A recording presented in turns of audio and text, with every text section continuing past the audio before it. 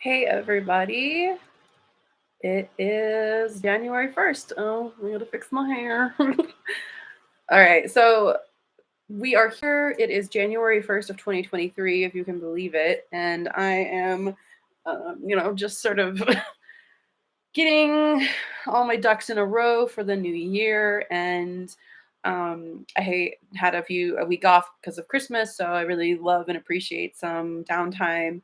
Um, Even though astrology never really leaves our lives, it is kind of nice to step back and just sort of relax and not be so meticulously paying attention to every single little transit because you can drive yourself a little crazy that way. So even if you are learning astrology, or if you're interested in astrology, you don't have to constantly be obsessing about all the transits and where the moon is at every single moment of the day.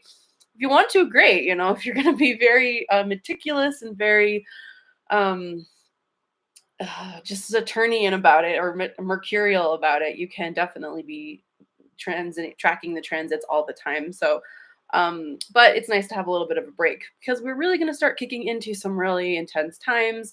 I know you're probably sick of hearing that, but it is Capricorn season, right? So we had the winter solstice a few weeks ago, or a week and a half ago, I guess, on the 21st. And yeah, so we have I'm gonna move this a little bit so you can stop staring at my my heater because it is a little bit chilly here. Um, so for everybody who is in the Orbit membership, hello, I'm very excited to see you. And this is kind of the first video you're going to have in your members area for 2023. Everybody else who's watching, hi. And of course, you can follow along even if you don't have all of the things that are included in the Orbit membership. So, which is the Wandering Star Planner, of course, which you probably can't see because it's backwards in the video, but we're going to talk a little bit about the end of 2022 and how, if you were in the Orbit membership last year, you can use the Wandering Star Planner from 2022 to look at your intent or your reflections of the year. And I'll show you where that is in the planner, and you can go to that area and definitely use this opportunity to look back and see all of the things that happened and all of your aha moments and all of your major breakthroughs astrologically. And what you've learned. So, of course, we'll talk a little bit about that. Actually, I'm just going to show you real quick. So, if you have a Wandering Star Planner, there is a really nice section in the back called 2022 Reflections. And so I've used this area to write down the major transits that have happened. And you probably can't see it because it's backwards. But I wrote down what major transits to my natal chart did I experience in 2022. And so I wrote down Pluto. I was going through my own Pluto square Pluto. So a midlife crisis transit for me. And so anyone else born in 1982 was dealing with the same Pluto square. Of course, I have we have Uranus, which is in Taurus, was crossing my ascendant. There was the Ma-Urahu conjunction that happened pretty close to my ascendant. Um, of course, we have a bunch of other things that are going to be moving into 2023, but I like to write down all of the things that were major transits in 2022. So you can look through your Wandering Star Planner and see, where things were moving. If there was a planet that was moving into your house, a specific house in your chart, and how that was activating the themes of that planet for you, you can, write down reflections on that in the very end of the 2022 planner. Of course, you also have your 2023 planner, which will give you a space in the very front for intention setting for 2023. So that's a great thing to do, right? So we have January 2023. You can write all of your intentions down in this section here for this month. And of course, we'll talk a little bit more about that. But yes, we're going to talk about the forecast for this week because every single week we look at what's ahead. And since you have a planner, you get to write down exactly what is coming up in each spot. So as I'm talking about the days of the week where things are happening, you're going to see you can use any sort of planner for this. It doesn't have to be the Wandering Star Planner if you're not in the membership. But you're going to be able to write down either keywords or notes in the days as they're popping up. So, okay, we are at the very last week. Okay, so here we are. First week, this is what the Wandering Star Planner looks like. And these are things you can be writing down in on each day, like major uh, ideas or thoughts or keywords that I'm going to be talking about for this week, and you can put that on the days that they're happening. Um, and most of the stuff is already written in here because, of course, you have all of the moon phases at the top and what sign the moon is in. So you're not going to have to write any of that down as I'm talking about it, which is really nice. So it's kind of the whole point of having the planner, because it's very supportive in actually looking at the astrology, but also using it functionally in your life. So let's get into it. That was kind of a big intro, but it is a whole new year, so we get to have a big intro, a big start to 2023. We're going to talk about some of the transits that are going to be coming up, the big shifts that were happening in 2023. But let's start with what's going on exactly this week. I mean, we're starting the new year off with a full moon, which is great, right? The first week of January, we have a full moon, and that is going to be happening on Friday the 6th at 16 degrees Cancer. Now, this is already written in your Wandering Star Planner, but you can write down some of the key words that are associated with this. So wherever 16 degrees Cancer is in your chart, so if you have a copy of your natal chart, you can look at it. There's a spot in the beginning of the Wandering Star Planner to put your natal chart in there, so you can just quick reference it all the time as we're talking about these transits. So I would write on that place where the full moon is in your Wandering Star Planner on the 6th of January, Friday the 6th. Write down what house the lunation is taking place in. And then we can write down, then you can write down the themes of that house. When all of this information is in the planner, so you can just sort of reference the page, has all the list of the houses and um, all of the different descriptions of what the house themes are. So for me personally, 16 degrees of that's like right almost directly on my IC, which is at the very bottom of the chart.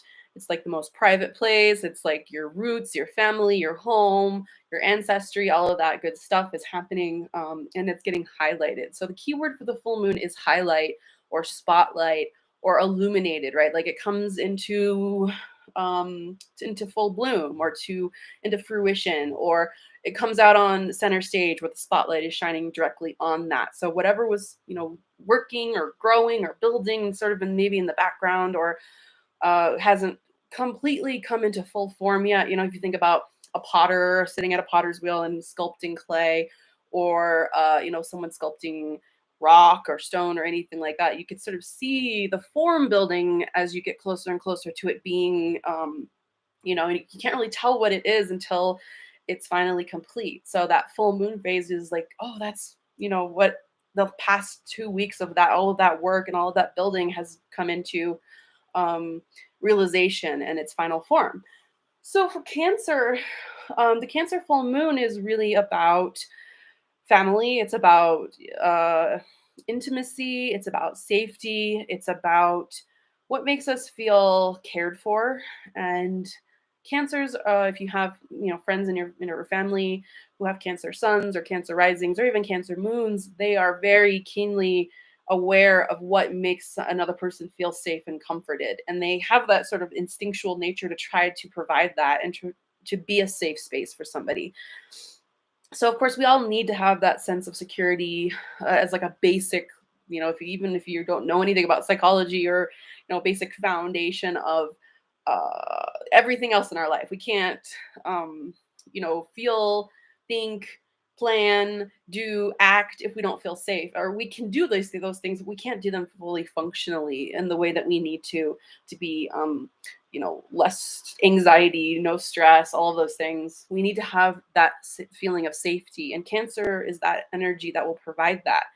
So this full moon is really going to highlight that, especially wherever it's happening, whatever house it's happening in your chart, like where um what house is in. So the themes of that house will come into light and ask you, how is that supporting um your basic foundations of safety and security, and those things may come up for you in some aspect for this full moon on Friday the 6th.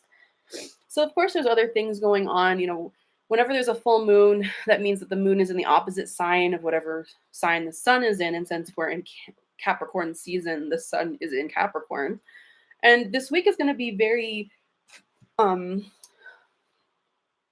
active with the Capricorn energy because Capricorn is a cardinal sign. It's also an earth sign. And so those two elements are going to be currently in position with the rest of the planets to activate Uranus, the North Node, Pluto, also Neptune, and Chiron, because all of those planets or those asteroids or those positions are going to be in signs that are in some sort of relationship to the sign of Capricorn. So that means when the sun moves through the sign of Capricorn, you're going to be feeling sort of an activation of all of those different energies and all of the different themes of those planets. So we're going to talk about it a little bit more, but um, the theme of Capricorn really is that decisiveness because it's a Saturn ruled sign, but it's also an active cardinal sign and an earth sign. So that means it's like grounded. It's very like, you know, decisive and important, and it needs to make strong, educated, thoughtful decisions before acting. But there is always the acting that follows. It's not just sitting and thinking about like what's the best possible direction. It's like, okay, think, plan, do, right? That's like a three-step process. It's not like looking at things and sort of la la la, you know, in your head and then dreaming and wishing and hoping. No, it's actually making a plan to do that, which is, you know, very interesting because we're right at the beginning of the new year. Everyone is like making resolutions and like wanting to go back to the gym and all of those things. So it's very interesting that Capricorn season is in alignment with the new year where everyone wants to make like firm grounded decisions to change something about their lives, right? So that energy is very present this week. And it's nice to have that shift after having Sagittarius season, which ended the 21st of December, because Sagittarius season can feel a little bit like flighty, ungrounded, like spur of the moment. You know, it's very social. It's very like, let's go and have a party and have fun. But Capricorn is a much more serious sign. We've moved from Jupiter ruled sign into a Saturn ruled sign. And so when winter starts, which is the indication that Capricorn season has started, that's the indicator there's going to be 60 full days of Saturn ruled signs. And there's no other position in part of the year or position in the zodiac that this happens, because every single other sign is going to be ruled by a different planet and then next sign that comes after it. So between Capricorn and Aquarius, they both have Saturn as its ruler traditionally. So that's like a big chunk of Saturn ruled signs. And we've experienced this in the past 2, 3 years because Saturn has been moving through its very own sign, Capricorn, and you know, just recently through Aquarius. So we've really been getting a huge dose of Saturn energy. If you're sick of it, guess what? Good news, because Saturn is leaving its own sign finally, or own two signs, and going into Pisces this year. And that's going to happen on March 7th of 2023. So just a few more months, you guys, hang in there. And if you're like really enjoying all the Saturn energy, I would definitely, you know, if you've accomplished amazing things in the past 3 years and like really put your like, you know, dug your heels in and you know, made something of your life and created huge structural changes or built something huge or shown an incredible amount of willpower, great, that's amazing. I would write these down in your reflections for 2022 in your planner. What is your relationship with Saturn? And do you have like a good, you know, understanding or interaction with this concept of maturity and aging, because that's really what Saturn is. Saturn is father time, Saturn or mother time. If you know, if you think of Saturn as a feminine type archetype, but Saturn is really, you know, that harsh slap of reality, that cold chill of impending doom, right? We're not here, we're not immortal, we're living a human life that has an expiration date eventually. So Saturn really is that reality and that awareness of life is fleeting. So what do we need to do to make our life the fullest in that in the short time that we have here on earth? So yeah, it's kind of like that somber but also very inspiring at the same time. You know, if you have a good relationship with Saturn, um, what can we use this very small period of time that we have here on earth, and what can we do with that? So, think about that. If you want to write things down in your intentions or your reflections of 2022, and even your intentions for 2023, because we're going to be shifting signs for Saturn. And you can write in the January section of 2023 in your planner, um, what do you want to use this Capricorn season for? And of course, in that shift from Capricorn to Aquarius that happens in January as well, it's still Saturn. Saturn's not changing. Saturn's still there. I mean, it changes a little bit, right? Because it changes signs, but that element of Saturn being in charge is still going to be present for the entire month of January. And it's really up to us to decide what is a healthy relationship with that. And, we all we all are dealing with aging in a different way, and we're all at different phases of growing old, and seeing the legacy of our lives, right? And in some aspect. So, these are big, deep questions, but right, it's the time of the year when we're thinking about it. So I would love if you in the Orbit membership, or if you're not in the membership, you can use your own journal or your own planner or whatever you want to reflect on these things, these very Saturnian things, because we are in the thick of Saturn ruled season. I mean, Cap is sort of motivating and exciting and like rah rah as Capricorn really is. It still is a Saturn ruled sign, so it's like that. I don't know.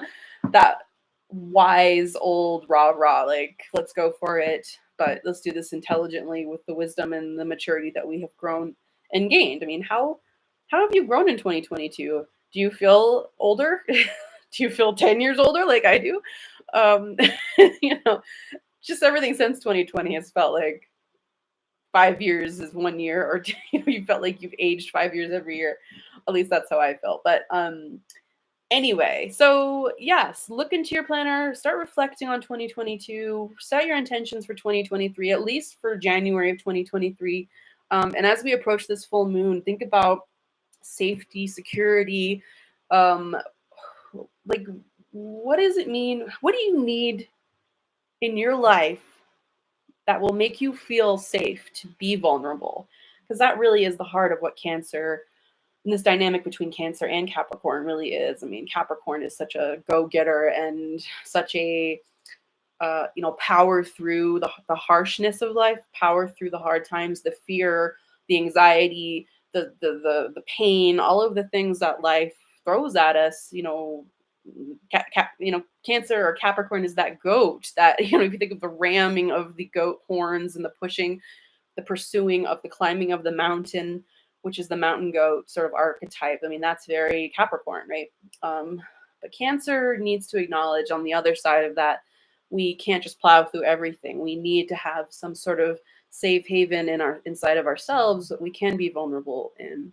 So for this full moon, there is that going to be that dynamic between those two, the struggle between um, the struggle between power through it or stop and take stock in your own soft underbelly, right? You may feel like you have to be made of stone, but you really aren't, right? You are human. You are someone who needs to take time for yourself, someone who needs to feel safe. Everybody does, right?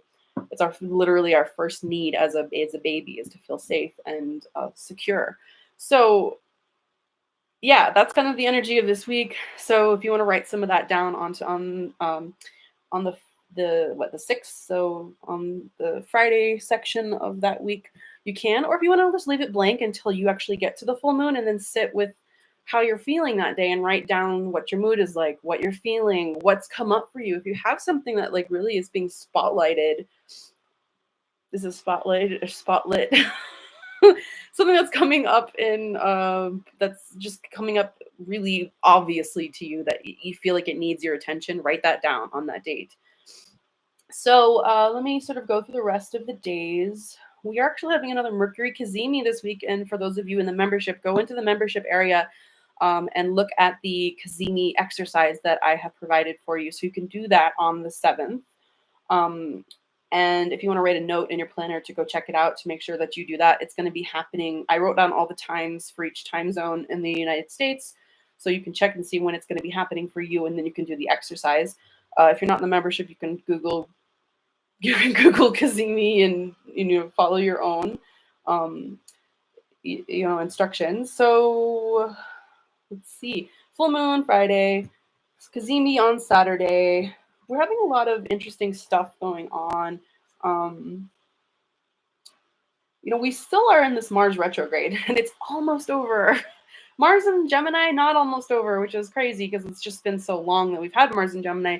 But the retrograde period is almost over, and we just started a retrograde with Mercury, but we are finishing up the retrograde period with Mars.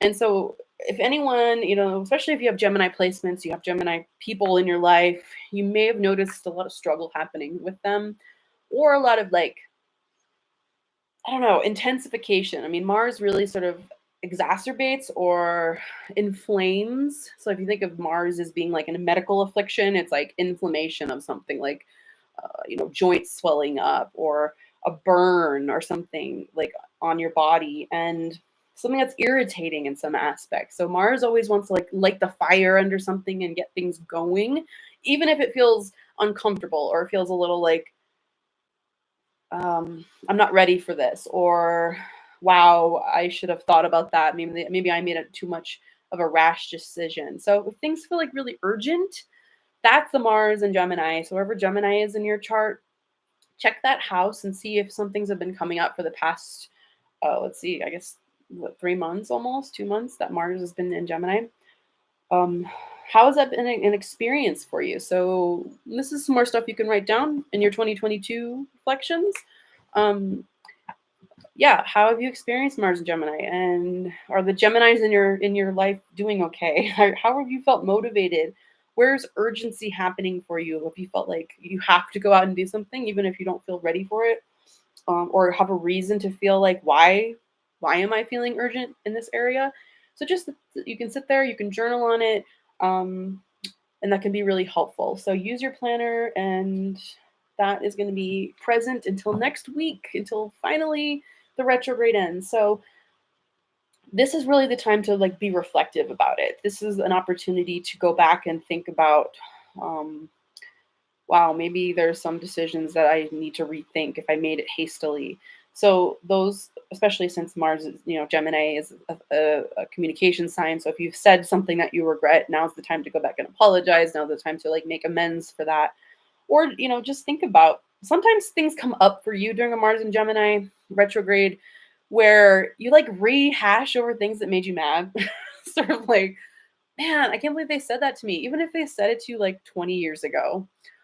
I mean, whatever is bothering you that may still be lingering, look at that. And then don't get angry, though it's kind of hard not, it's hard not to do that with Mars, but think, if you can think, step back, write it down, ask yourself, why is this still making me angry? Why, can I move past this? What is it going to take for me to feel okay with this being in the past?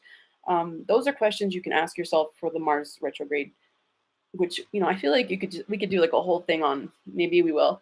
Anyway, for those of you in the Orbit membership, we may go into a deep dive on Mars retrograde or Mars and Gemini, if that sounds good. So let me know. All right, let's do the day by day because we're already at about 23 minutes and this forecast is not supposed to be longer than half an hour. So today is the first, and we have an actual nice Mercury sextile Neptune. I think I put that in the members area for the Orbit members because I'm going to be providing you with key dates every single month for what I call Astro Flow. So yeah, tonight, 11:44 p.m. Mountain Time, there's going to be a sextile between Mercury retrograde in Capricorn to Neptune in Pisces. So when I talk about Astro Flow, and you're probably like wondering what the heck is that? Well, I'm going to give a deeper description in the members area. So if you want to go in there and check it out, then it'll give you more of a deeper instructions on like how you can use this energy. But for in general purposes, anyone else watching this video, the flow aspect is that awareness of the astrological energy and how we can utilize that in our daily life to make it embodied in some way. So a lot of people call it astrological alchemy. I call it flow because flow to me is the ideal outcome we want to be in. And flow is related to Neptune, Pisces, the moon, the galactic center, all of those things that I've been sort of researching on how, where it comes from, and how it shows up in our brains and our lives and our meanings that we make out of the world. So I've marked these dates for you for the next month, and today is one of them. So if you can do something tonight where you do some sort of flow activity, list a bunch of those in the members area so you can check it out. You can also, of course, do this tomorrow. You don't have to just do it at the specific time, because by the time you watch this video, it may be tomorrow, so no worries. But let me look and see what else is going on this week. So Monday the 2nd, which is probably when you're going to watch this video if you're in the membership, we have all right, so we're going to have the first alignment of this Capricorn sun. The sun's very active this week. We also have mostly Sun and Mercury that are really kind of the big players. We do have some alignments with we have a nice little alignment with Venus and Jupiter on Wednesday the 4th. So Monday the 2nd, if you want to write this in your Wandering Star Planner, you can write down Sun trine the North Node, which is nice. It's an easy flowing energy to think about what these eclipses have been like for you in the past year. So the nodes are where the eclipses happen every year, and they shift every 18 months. So we're kind of at the very end of this. We will have a few more, I think one or two more eclipses in Scorpio. And hey, what's up, Monica? So we will have Scorpio eclipses, or Taurus, one more Scorpio, one more Taurus, or maybe just one Scorpio, I forget, before they shift into Aries, or before we're officially 100% shifted into Aries and Libra. But Monday is going to be a day where we can rethink about those eclipses, because that sun is going to activate the North Node.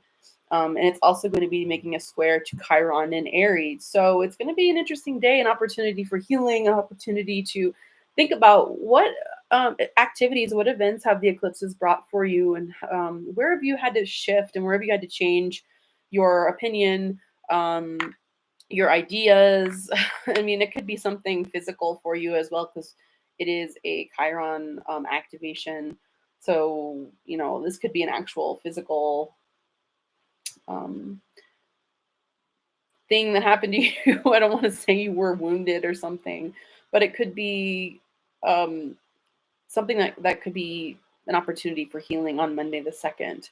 So Tuesday we have a sextile between Vesta and Uranus. So that will be interesting for astrology, I think, because Vesta is the priestess. Vesta is the dedicated expert of the of study and a devotion. So if you are devoted to a specific spiritual practice, it's a great day maybe to have some aha moments in that area. So Tuesday the 3rd, you might write down aha moment, or you might write down, what should I be doing in my astrology practice that I want to learn? Or Vesta. Yeah, you could have a donkey on Tuesday the 3rd.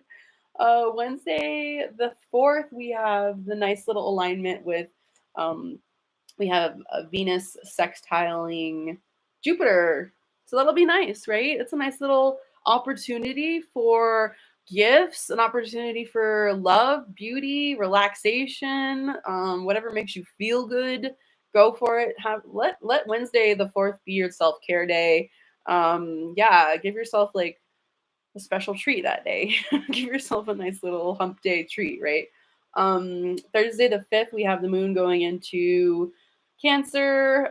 That's the pre full moon preparation. We also have a let's see, Sun trine. Oh, my glasses on. Sorry. Sun trine Uranus that day. So, Uranus and the North Node are still pretty close together. They are separating a bit, because Uranus is, or the node is getting ready to leave Taurus. But we do kind of have this blip event this week where the sun is going to trine the North Node, then it's going to trine Uranus. So Thursday is the trine to Uranus. Another potential day for exciting events to happen, right? Because Uranus is unexpected. However, it is kind of like a lightning strike. So it could be something like another aha moment or something big that's going to invigorate you, because the sun does rule our vitality. So you might be like, that made me feel really good. I might get super inspired this day to do something exciting or different or new. Of course, it's very unpredictable, so we can't tell exactly. But if you want to write down unpredictable inspiration on the Thursday the 5th, right before that full moon, that might kind of give you like a pre-full moon, what you want to do with that full moon. It might be like, oh, okay, maybe this full moon is going to be activating something unexpected for me in that area. I mean, the full moon's not happening in the same area as, yeah, a buzz, as Monica says. So the full moon is not going to happen, in that same area because it's in the opposite sign of the sun.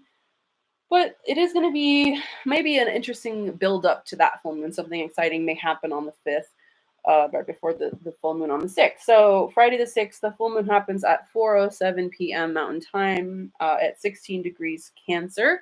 So wherever that happens in your chart, I hope it's a wonderful, loving, supportive experience. Not too emotional, but you can never tell, right? Because it's a full moon. It's a full moon and it's in Cancer, which it's in its own sign. So when we have a full moon in Cancer, it's like the big cry, the big emotional celebration, or revelation, or aha moment, or the spotlight gets shown directly on you. But it's okay, right? Because we do have a supportive, loving environment around us. Oh man, the big baby. If you feel like a big baby on Friday the 6th, it's okay. Just rock yourself to sleep and you'll be fine. It's gonna be fine. I think, giving ourselves a little bit of a break on that full moon. We may just need to, like, yeah, curl up under the blankets and relax and take care of ourselves, because Capricorn really just pushes through everything and doesn't acknowledge emotions sometimes. So this full moon's going to force us to acknowledge that, which is good, right? We have to acknowledge how we feel in order to move through it before we just deny everything. We don't have emotions, right? Because we all do. So what are we going on? So other alignments on the full moon are going to be Mercury, no, Venus trine Ceres, and a Sun sextile Vesta. So some asteroid goddess energy happening on the full moon. So we might feel pretty, I'm thinking the feminine aspect of our lives is going to be very active that day. We may feel some support and some opportunities to use the emotional energy of the full moon to further deepen our studies and our own devotional paths. Or Ceres is also the mother energy, so might be a big mommy full moon. But it's a nice thing because it's Venus sext or Venus trine Ceres. So that can be sort of a happy, good feeling towards parents or towards mothering, or towards healing some aspect of mothering. Because Ceres is kind of I don't know, like a fraught mother energy. It's not as like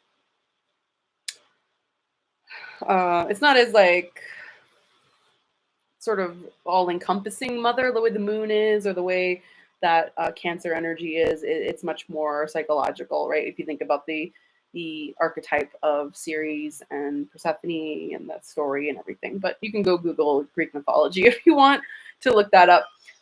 So next Saturday, the 7th, is the Cazimi. We have the Cazimi of Mercury, which means the sun is actually conjunct the exact same degree as Mercury. So that can be an aha moment. I mean, there could be some real big insights this week, some real big ideas coming out, and you may really want to take action on that because of Capricorn wanting to think, plan, do. So this may be something that could be very inspiring this week. And of course, if you want to do the Mercury Cazimi exercise, I have that in my membership plan. So anyway, we're coming to the end of the week. It is, oh wow, it's like I've been talking for 34 minutes. So I hope you all have a wonderful week. it's the first week of 2023. Things are going to be shifting this year. I feel like it's going to be a relief because we are so, I think, Saturned out with it being in its own sign for 3 years, 3.5 years. So we're ready, right? We're ready for a shift and we're ready for a change. And we'll talk more about that as the year goes on. But for that first week of January, good luck. Write down your reflections of 2022. If you have a Wandering Star Planner, write it down in that section. Or if you have just a regular journal, write down your reflections, the big transits that you went through. What did it mean to you? What was the biggest standout transit for you? And then, of course, write down what your intentions are for 2023 or just for January at least. And then check out the dates for Astroflow if you're in the membership. So I hope you have a wonderful week, and I will see you next week for the forecast.